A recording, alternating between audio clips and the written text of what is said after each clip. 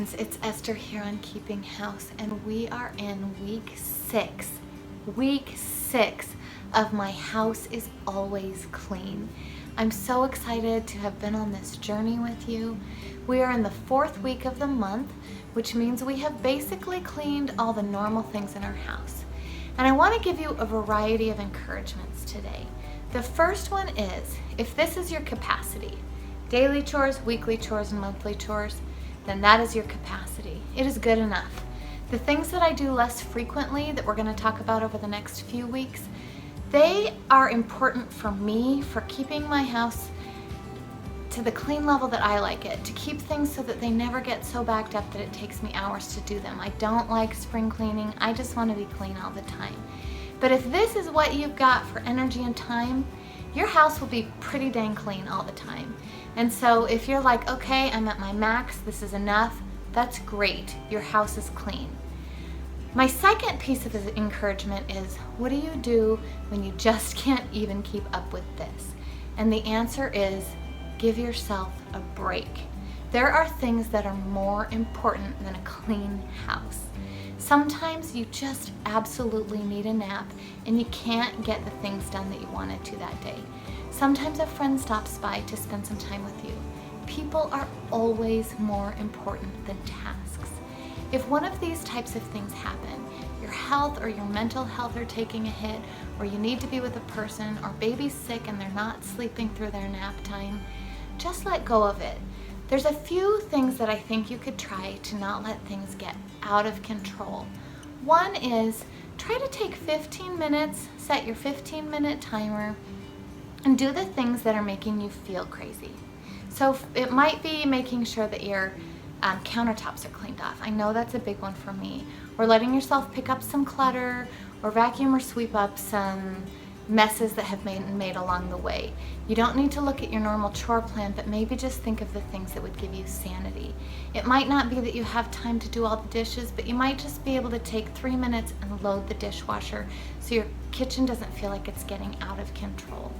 Secondly, I like to try to keep up on the daily tasks first, and then my longer term tasks second, and my weekly tasks third. Weekly tasks in my mind are my least important tasks. Daily is the stuff I do to make myself feel like I'm not going into chaos. And those long-term tasks sometimes might only be done once a year. So if I skip them all together and don't get them done in that whole week, they might not get attention again for a whole year. My weekly tasks, vacuuming, sweeping, those types of things can probably wait till next week if life is chaos. Even the monthly tasks. Look, if you don't get to dusting, life will go on. Someone who needs one-on-one attention from you is more important than getting the dust off your piano, I promise you this. So if you come to a point where you need to cut something, just look at your lists, see what will keep you sane, and see what won't feel like it's getting out of control. Those are my two big encouragements, and I just want to say you're doing a great job. This is the last week of the 4-week month. I'm excited to go clean with you. I also want to say some months have 5 weeks. On those months, I mostly just do my daily and weekly chores. I don't plan on my monthly cards long chores, and those cards that come around the once a month tasks, the only chore I do on the 5th week is I clean out the toilet bowl and the seat, not the whole toilet, and clean off the sink in a pretty quick clean. The bathrooms can get pretty gross to me if they wait too long in between, but that's the only chore I do on the 5th week of the month. Besides that, I keep it as kind of an easy week. I hope you find these tips helpful. Let's go clean together.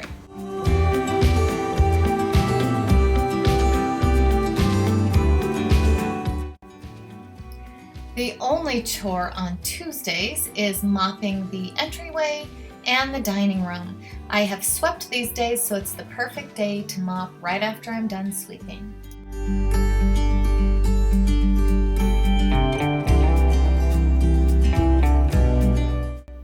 The only chore on Wednesdays is dusting, and I dust the dining room, the living room, and the bedrooms. These are the rooms that I feel like get the most use and bother me the most when they're not dusted. I I hate dusting. I used to do this weekly and I cut it down to monthly. And I used to dust the other rooms in my house monthly and I've cut them down to quarterly.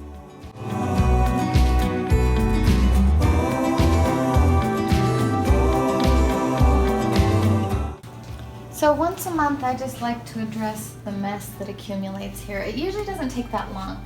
Donovan and I each get a pile here of stuff we're currently reading or studying. This needs to go in our donation pile. It's a selfie stick, but we don't use it. This is Donovan's softball stuff. He let me use his binder for something that I was doing. So I need to give him his binder back. I just like to deal with stuff right on the spot when I'm at this phase. So this is something that I will probably use again in a year.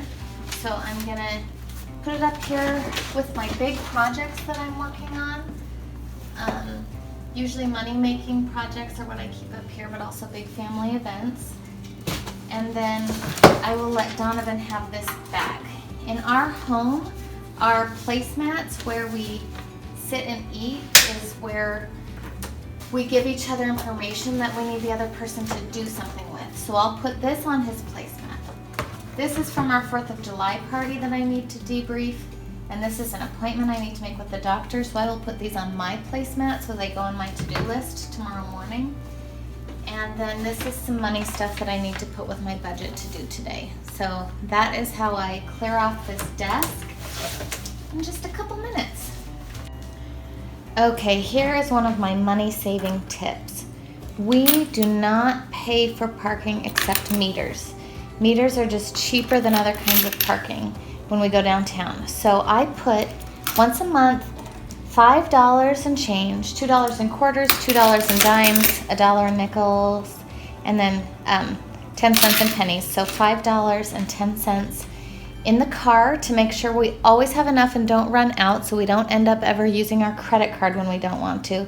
And then the pennies and nickels basically are for fast food, since we live on cash if we don't want to break into more. So I have this jar of change in the house and I just fill it with $5 and 10 cents. Whatever is left over in the car from the month before, I just put in this container and bring back and dump in here. And I just use an old Apple box to transfer the money around. So this is one of the ways that we save money, and I put it on my monthly plan. My third chore on Fridays is my Walmart.com order. I love Walmart.com for items like toilet paper, lotion, things that don't go bad. If you order $35 or more, it's free delivery. It usually comes in about 2 days. They bring it to your house. You don't have to pay extra. You can search around for deals. And if I don't hit 35, I just buy something I know I'm going to use, like laundry detergent. The first chore on Fridays is changing the sheets, although I've realized that the crib needs to be changed a little more often. Those were dirtier than I would like. But remember, my rule of thumb is to do things as infrequently as possible, to keep them as clean as possible, with as little work as possible. And so since our sheets don't seem to get very dirty, once a month is the perfect amount of time for us. The second chore on Saturdays is probably the biggest one of the month, and that is our monthly Winco trip. So first we do our inventory of our pantry, then we head out to Winco and get our groceries for the month. It's a lot of work and planning, but it has saved us hundreds of dollars.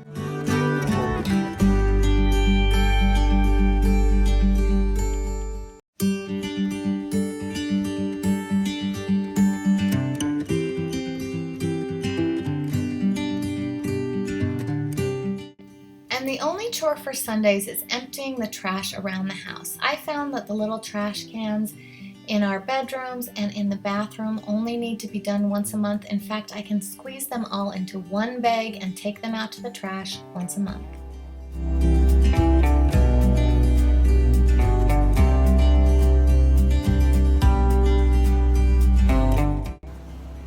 Wow, what a huge accomplishment. I have loved walking this journey with you, and I'm grateful that you chose to walk it with me.